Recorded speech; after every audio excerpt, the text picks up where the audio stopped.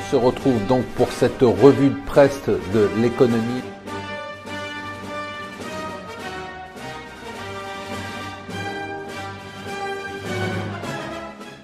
Bonjour et bienvenue sur mon financier pour le Morning Zapping. Nous sommes le mercredi 27 juin. Alors ça secoue toujours, hein, la guerre commerciale, on va en entendre parler. Alors hier, c'est Donald Trump qui a gueulé contre Harley, qui a dit puisque c'est comme ça, nous on va fabriquer ailleurs qu'aux États-Unis. Et puis alors à noter, la bourse de Shanghai qui continue à baisser, elle est en baisse de plus de 20%. 20%. On dit que quand un marché baisse de 20% par rapport à son point haut, il est rentré en territoire bear, en territoire baissier. Donc c'est un signal très fort à voir dans les jours prochains. Alors c'est intéressant de voir que les investisseurs considèrent que c'est la Chine qui doit être le plus sanctionnée, plus que les États-Unis dont les marchés tiennent très bien sur cette guerre commerciale. Donc la Chine sera plus touchée que les États-Unis sur la guerre commerciale. Alors exit tax, vous savez que c'est un des grands projets d'Emmanuel Macron de supprimer l'exit tax. Je suis pas sûr de comprendre pourquoi, mais enfin c'est pas grave.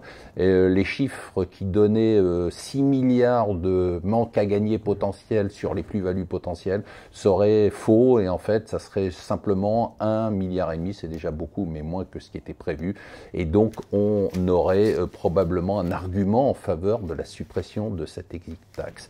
Autre nouvelle hier, c'est Angela Merkel qui essaye de sauver son gouvernement. Même le président allemand est monté au créneau en disant mais vous êtes devenus fous, vous allez faire sauter la coalition pour un sujet certes important, l'immigration c'est fondamental, on va le voir pour le prochain sommet européen, mais vous risquez des élections anticipées avec tout ce qui se produit et probablement une montée de l'extrême droite. Les petits patrons des PME et TPE sont en colère, nous dit le Parisien aujourd'hui.